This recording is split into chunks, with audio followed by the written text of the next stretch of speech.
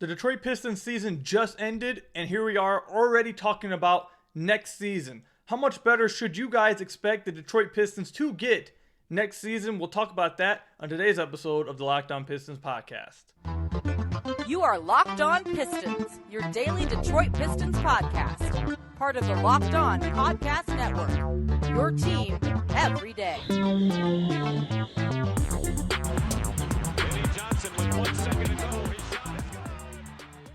What's the deal? Welcome back to another episode of the Locked On Pistons podcast. Per usual, I'm your host, Ku Cahill. You can find me over on Twitter at Ku Cahill. I want to thank you guys for making Locked On Pistons your first listen of every single day. We are free and available on all your podcast platforms. If you haven't already, head to the YouTube channel at Locked On Pistons. Hit that subscribe button. We are now just 30 subscribers away from 5K. We're in a race with the rest of the Locked On NBA network. I'm trying to get towards the top. I'm right behind Locked On Blazers. Help us pass up the Locked On Blazers account. Help us get to 5K. So please hit that subscribe button, or you can leave us a 5-star review on whatever podcast platform you're listening to this on. That's another great way to support the podcast. And today's episode is brought to you by Gametime. Download the Gametime app, create an account, and use code LOCKEDONNBA for $20 off your first purchase. Last minute tickets, lowest price, guaranteed with Gametime.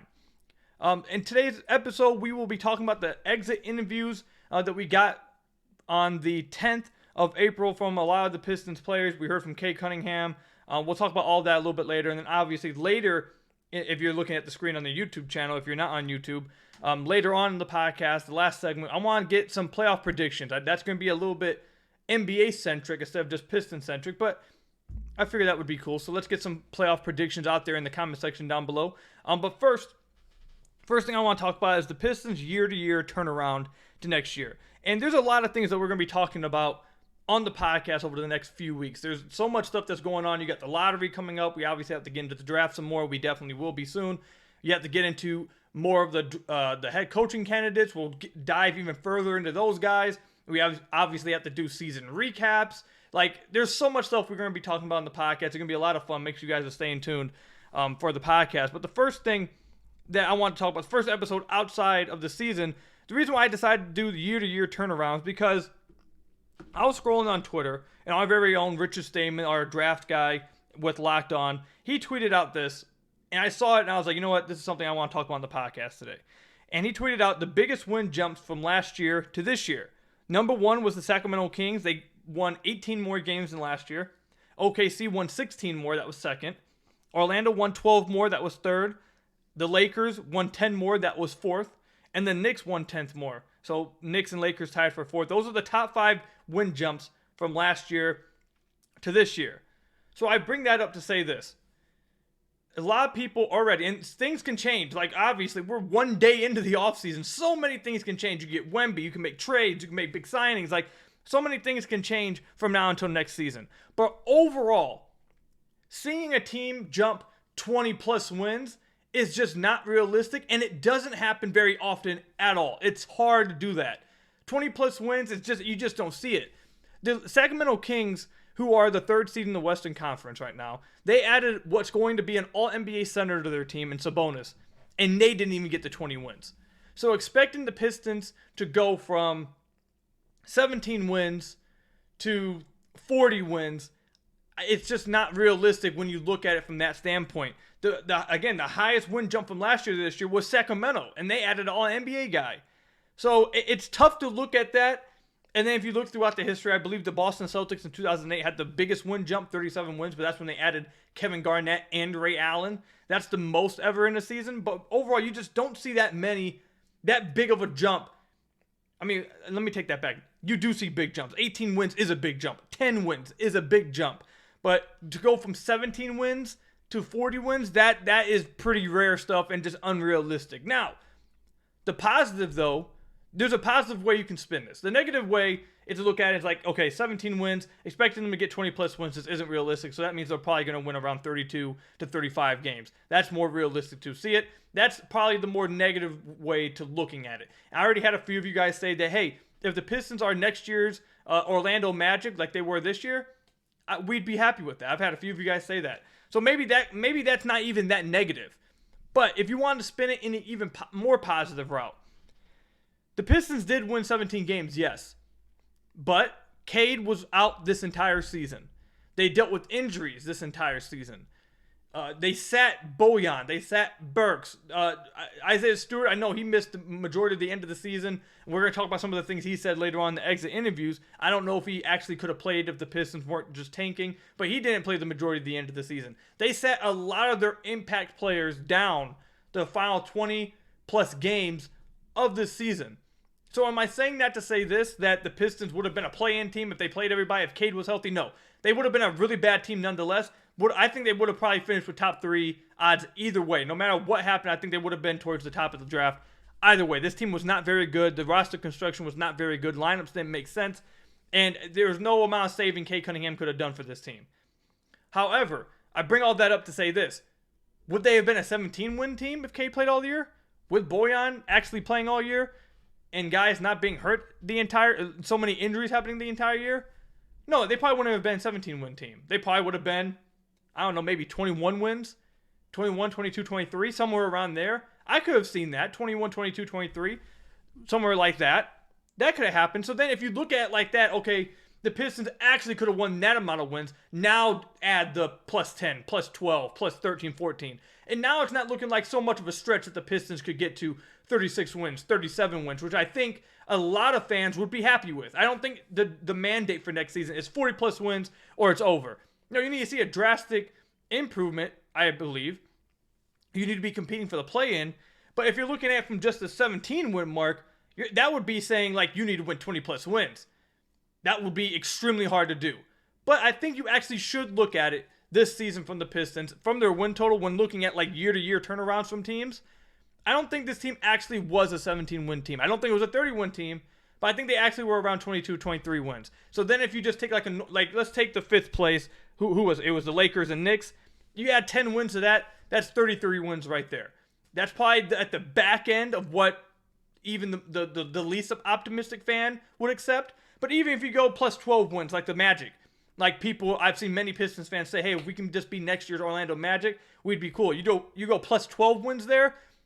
Let's say this team actually was a 23-win team. Now you're looking at 35-plus wins. And that's definitely a team that will be in the play-in race, maybe even make the play-in. So there's a more negative way you can look at it, like I laid out at the beginning. But the overall point is, should you expect the Pistons to win 20-plus more wins than next year? Probably not. That's just, it's insanely hard to do. Can they be next year's Orlando Magic? Can they stack on 12 wins to what would have been an actually like 22-win season? Yeah, I think they can do that. So looking at how the win jumps happen. Oh, I'm sorry. I hit my mic. That's probably just ringing in your guys' ears. I'm so sorry.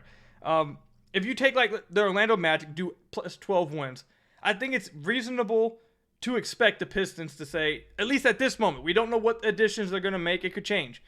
But at this very moment, the first day after offseason, after looking at the jumps from teams from last year to this year, I think 12 wins is reasonable to expect, and that would get to Pistons to around 35 wins. If you are also with me in assuming that if Cade played all year and Bojan didn't sit the last 20 games, they could have won around 23 wins or 23 games. So I think 35 wins is pretty reasonable at this moment. And that wouldn't be a 20-plus win increase, a near 20-plus increase if you just look at the raw win-loss. So let me know what you guys think about it. What are your guys' after the very first day of offseason? The season just ended. After talking about the win jumps from last year to this year with the teams I just named and how many wins it was that they jumped, and talking about how this team would have been a little bit better with Cade and Bojan playing, maybe not tremendously better, but a little bit better, add a few more wins. How many wins do you guys think is reasonable to expect the Pistons to get next season? Again, you can change your opinion. I'm not going to be holding you guys to it. Very early, things can change. But let me know what you guys' very early predictions is for wins next year from the Detroit Pistons in the comment section down below or over on Twitter at Kuka Hill. When we come back, we heard from Cade Cunningham. We heard from Isaiah Stewart. We heard from James Wiseman. We heard from Jaden Ivey. We got a bunch of exit interviews, and we had some interesting quotes from this day. We're going to talk about what we heard coming up. But first, I've got to tell you guys about one of our sponsors, Gametime. Buying tickets to your favorite event shouldn't be stressful. Gametime is the fast and easy way to buy tickets for all the sports, music, comedy, and theater events near you. With killer deals on last-minute tickets and their best price guarantee, you can stop stressing over the tickets and getting hyped for the fun that you will have. If there's a Tigers game that you're trying to get to and it's the day of and you're like, oh my God, I got to get some last second tickets, you can go to Gametime. They'll hook you up. Lowest price guarantee, event cancellation protection, job loss protection, images of seat views, easy to find and buy tickets for every kind of event in your area. Gametime is the place for you. Forget planning months in advance. Gametime has deals on tickets right up to the day of the event. Get exclusive flash deals on tickets for football, basketball, baseball, concerts, comedy, theater, and more. The Gametime guarantee means you'll always get the best price if you find tickets in the same section and row for less. Gametime will credit you 110% of the difference. Get images of your seat before you buy so you know exactly what to expect when you arrive. Buy tickets in a matter of seconds, 2 taps, and you're set. Tickets are sent directly to your phone so you never have to dig through your email. Snag the tickets without the stress with Gametime. Download the Gametime app, create an account, and use code LOCKEDONNBA for $20 off your first purchase. Terms apply. Again, create an account and redeem code LOCKEDONNBA for $20 off. Download Gametime today. Last minute tickets, lowest price, guaranteed with Gametime. So I want to thank you guys again for making Locked On Pistons your first listen of every single day. We are free and available on all your podcast platforms. If you haven't already, head to the YouTube channel at Locked On Pistons, hit that subscribe button, or leave us a 5-star review on whatever podcast platform you're listening to this on. That's another great way to support the podcast. I'm going to say it again, we're just 30 subscribers away from 5K subscribers. So if you haven't already, or if you're one of the 50% of people who are watching on YouTube and haven't hit that subscribe button, I'm going to ask you again, please hit that subscribe button. Exit interviews, super interesting. We heard a lot of stuff. We got to hear from the face of the franchise, Cade Cunningham. He said a few things that were really interesting. But the overall thought that I got from the exit interviews that I wanted to come on here and talk about, I felt like I needed to come on here and say this. On the last episode, in the last segment, I asked you guys the question, does Dwayne Casey deserve to have a front office position? Did he earn a front office position? Because he didn't win much with the team. They didn't get a playoff win. They haven't had much success at all. So I asked the question, does Dwayne Casey actually deserve a front office position? I'd say the majority of the comments that I got was yes, he was a great mentor. He was, he's a great role model for the young guys, blah, blah, blah. I feel like that was the majority of the answers. But also we had some answers that were like, no, he didn't win anything. He shouldn't be really getting a front office position. But I'd say the majority of them said that he should. After hearing the quotes, oh, and also, if you didn't listen to the last episode, I said I didn't know if he deserved it. I said that I felt like that was something they should have reserved for guys who really make an impact on the organization win-loss wise and contribute something. So that's where I was. However, after listening to all of the exit interviews and seeing some of the things that these players said about Dwayne Casey, I completely understand why they decided to keep him around in the front office. It makes sense to me. It's not too big of a deal. Again, as long as he's not making like big decisions or helping make big decisions with Troy Weaver, simply having him around sounds like it would be a big deal for a lot of these young guys. A lot of these young guys really like him, really respect him. So I completely get why they'd like to have him around and move him up into the front office. Just to read some quotes about Dwayne Casey from some of the guys. This was Isaiah Stewart. He said, Coach Casey has had a huge impact on this group. To have him as a first coach, it was a blessing. He knew how to work with us. He allowed us to make mistakes and play through them. To have that in your first 3 years in the league, that's an absolute blessing. Cade Cunningham went on to talk about how it was sad to hear that he was that Dwayne Casey would not be here any longer. He said, quote, "It was one of those moments, man. Change is coming. It was tough on everybody, but more than anything, I was happy he's still going to be around, to talk to have his presence around. I enjoyed Coach Casey. He knows so much about the game. He's seen so much." And you got some other quotes from some other guys, but I think after seeing these quotes and seeing what these guys had to say about Dwayne Casey in their exit interview, it makes complete sense why the team would want to keep him around in the front office. These guys obviously very much respect him and value his opinion and value how much he impacted their careers in the short amount of time he was with them, 2 years, 3 years. They really do value him. So I just want to come on here and clear that up, that after hearing this, I completely understand why they decided to bring him into the front office. I don't really have any issue with it. Anyways, though, just some interesting tidbits that we saw or we heard from the exit interviews. So we heard from Marvin Bagley. We heard from Isaiah Stewart. We heard from Jalen Duren. We heard from Cade. We heard a little. Actually, I don't believe we heard from. Did we hear from Ivy? I'm pretty sure we did. We heard from Ivy. And we heard from Isaiah Livers. the most interesting, we heard from Ivy. I think I said Jalen Duren. I might have gotten hung up there. But yeah, we heard from Jalen Duren as well. But the most interesting thing I heard from this exit interviews, it was something that Cade Cunningham said. There's actually two things that he said. The first thing he said was, quote, "I'm blessed and super proud that I was drafted here, and this is the team I get to play for. To have a fan base like that, they deserve to have a winning team, and I'm glad to be a part of it." And that was something that we've actually talked about on the podcast, or something we maybe touched on the podcast a few episodes ago when talking about the attendance for the Detroit Pistons. Now, if you go by percentage filled of the stadium, the Pistons are actually down towards the bottom a little bit. They're at the 22nd or 24th in the NBA. 91.1% of their stadium is filled. However, that's because their stadium is bigger than most of the stadiums in the NBA. If you go at just the average amount of people that showed up to each game, it's 12th in the NBA. Cade went on to talk about how he goes when they would go on the road to some other teams that don't have a lot of fans and people aren't showing up. You'd see empty stadiums. You'd see not a lot of energy. He said every time at LCA he felt it, and it makes him even more proud to be a part of this team. So I want to give you guys a ton of credit for all you guys who went to these games, supported this team while they were losing. It makes an impact, especially on like the franchise player with Cade Cunningham. He didn't have to come out and mention that, but he did.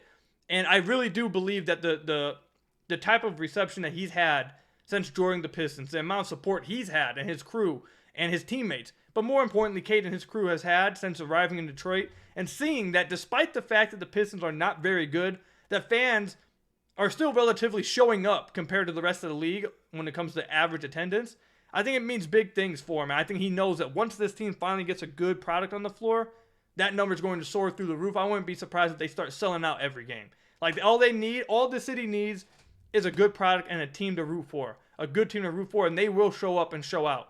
And I think Cade sees that, and I think it was super cool to hear him say how proud he is to be a part of this team in this city with this fan base. I thought that was super cool to hear from him. But the other thing that he said that was really interesting for me was that they asked him a question about his jumper. And he said that he's been able to build his jumper from the ground up. He said, quote, "When you're in the season, you don't have time to break it down and get it right," which I think goes over a lot of fans' heads. A lot of fans say, "Oh, we don't see, why aren't you changing things during the season? Why don't we see like this improvement during the season? Why don't we see you working on this during the season?" There's not a lot of practices during the NBA season. There's a lot of back-to-backs. There's a lot of 2 games in 3 nights or 3 games in 4 nights. Like, it's tough to get, and then if you take into account travel, it's hard to get in a lot of work during the season. A lot of the work comes in the offseason when you see a lot of improvement. Now, that does not mean you can't improve during the season. You obviously can. We see it happen all the time. You can still improve, and there's things you can improve on. But things like reworking your jump shot, trying to get like maybe a higher release on your jump shot, or rework like the base of your jump shot, like that kind of thing, it's just not possible during this. It's rarely possible for you to do that during the regular season. You just don't have enough time for it. It's just you just won't be able to. So I think one of the hidden positives, if you want to look at a hidden positive with Cade being out for the season, was that he got to rework his jump shot. He had all this season to go back and look at, okay, why is my jump shot flat? Why have I not shot well from beyond the arc? What do I need to change? Or am I getting enough lift on my shot? Is my base right? Do I like my release? Like, all that kind of stuff, he went through and he was determined to get this fixed up, because coming into the NBA, everyone thought that he was going to be a lights-out shooter. I still believe he's going to be. His touch is really good. He's able to hit. When he's able to hit his shots, he hits a lot of pull-up jumpers, which suggests that he should be able to, what's the word I'm looking for? Spread it. I guess spread's not the right word, but take it farther out. When you're able to hit pull-up jump shots, that usually is something that you can see happening farther out. That's something that you can scale. That's the word I'm looking for. My goodness. Scale out. And he's able to do that.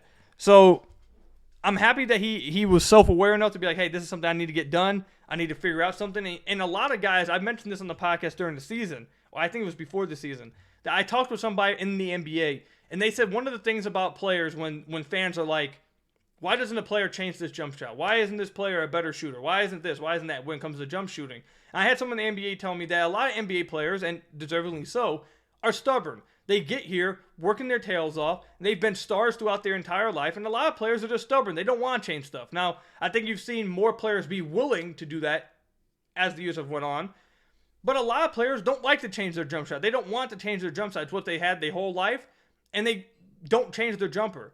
A lot of players are just too stubborn to do it. And I think it's really good to hear that Cade is not being stubborn about it. He's fine with people working with his jump shot, critiquing his jump shot, telling him ways he can be better with it, ways that it can improve, and then he's reworking it. So it's going to be interesting to see, and he's going to have the rest of the offseason. He's going to have the rest of this offseason to get working on this jumper. And the jumper is what is keeping Cade back from being just a lights-out player.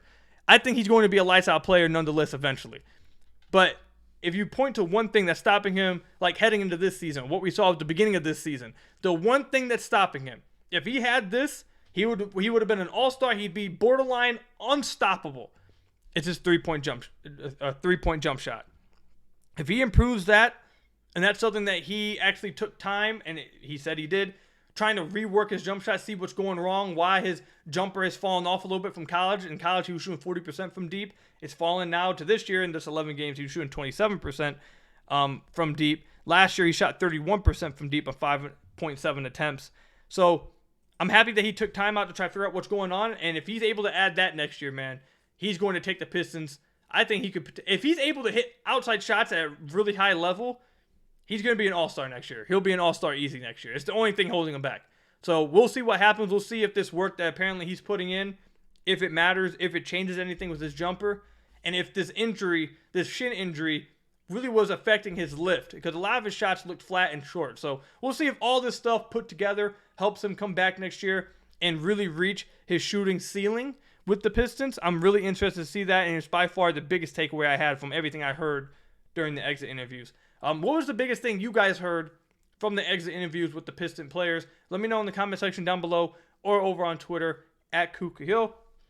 Coming up, we're going to go a little bit NBA-centric before the play-in and the playoffs start. I want to give you guys my predictions for the playoffs. I want to hear your guys' predictions for the playoffs. Who's going to win the championship? Who's coming out the East? Who's coming out the West? Who's winning the play-in games? I'd like to hear all that stuff from you guys before this postseason gets started. At the end of we're Pistons fans, but at the end of the day, we're all NBA fans as well. We're basketball fans. So I just want to talk about that with you guys as well.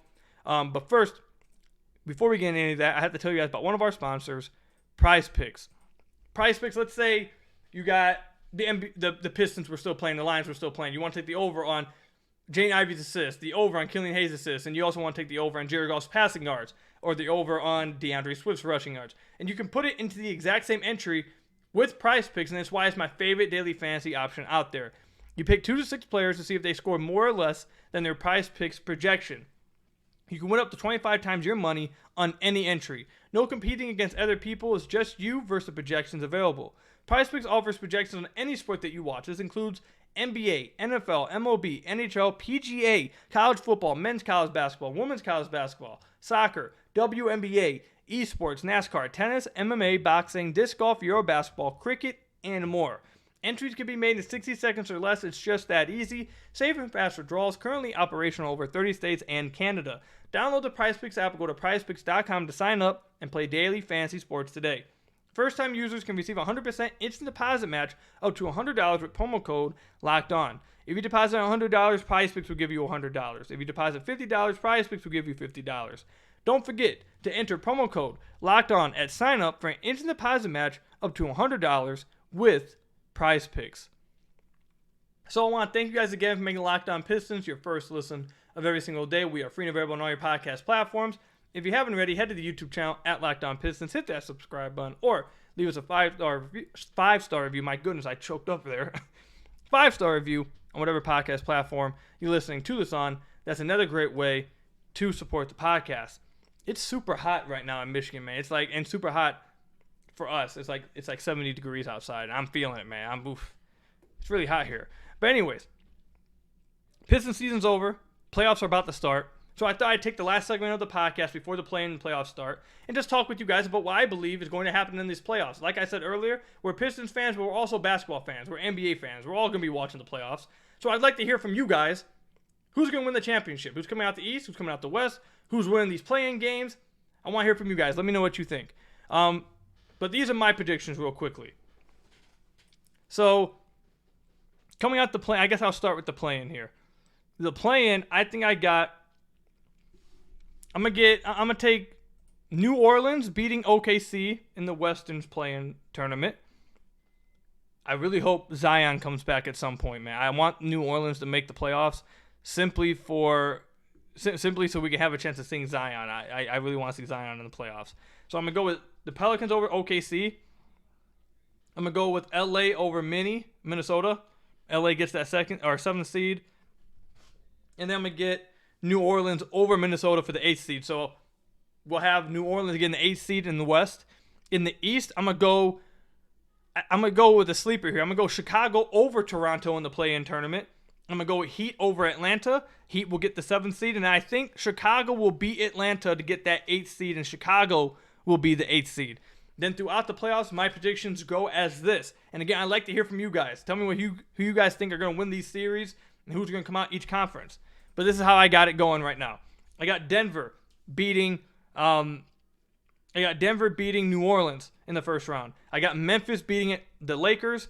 I got the Kings beating the Warriors. And then I got, oh my God, the Phoenix-LA Clippers series is going to be really good. If Paul George is playing, I maybe would take the Clippers. But I don't know when he's coming back, so I'm going to take the Suns there. So I'm going to take the Suns over the Clippers. Then the East, I'm going to take Milwaukee over Chicago. I'm going to take Boston over Miami. I'm going to take Philly over Brooklyn. I'm going to take Cleveland over New York. Moving on to the next round, I am going to take Phoenix over Denver in the second round. Then I will take Memphis over Sacramento in the second round. So you got Phoenix and Memphis meeting in the Western Conference Finals, in my opinion. And then the East, I'm going to have Milwaukee over Cleveland. And then I'm going to take Boston over Philly. And I think we're going to get a rematch between Milwaukee and Boston in the Conference Finals in the East. And then I'm going to take Milwaukee in the Eastern Conference Finals to represent the East. And then I'm not going to lie to you guys, I'm going to take Memphis to represent the West. I think the health issues with Phoenix, I can't trust at this point that everyone would be healthy at the Western Conference Finals with KD's injury history, CP3's injury history, Devin Booker's injury history. Also, they're very top-heavy. They don't have a lot of depth. So I don't think they're going to be coming out the West. I don't believe they will. And in this scenario, with Golden State getting matched up with Sacramento, that's a tough matchup. So I think Sacramento is going to beat them in there.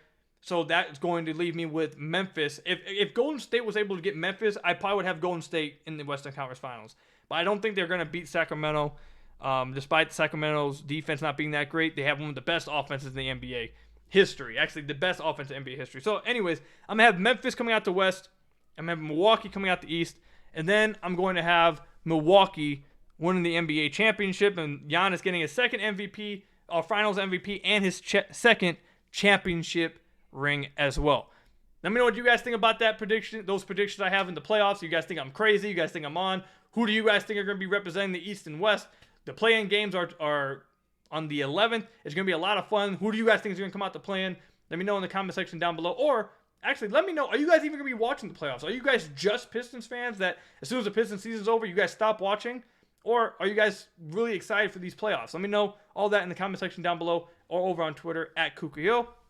That's all I've got for you guys today. Again, we've got a ton of stuff we'll be talking about. We're going to be getting into season recaps in this week and going into next week. We're going to get into head coaching candidates, diving a little bit deeper into some guys. We're going to be doing that. We're going to be diving into draft prospects. We'll be having some scouts onto the podcast. We'll be having our very own Richard Stamen. We'll try to get Rafael Barlow on the podcast. We'll get Bryce on the podcast. We'll get Hal on the podcast. We'll get Dope on the podcast. We're going to be having a lot of guys on the podcast to talk with us about the draft and these draft prospects. We have a ton of stuff this offseason to talk about, and that's not even taking into account free agency, potential trades.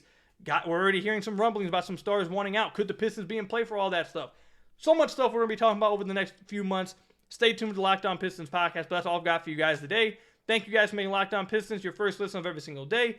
Hit that subscribe button at the YouTube channel. Leave us a 5-star review on whatever podcast platform you're listening to this on. And until next time, I will see you guys later. Stay safe, enjoy the play-in games, and peace out.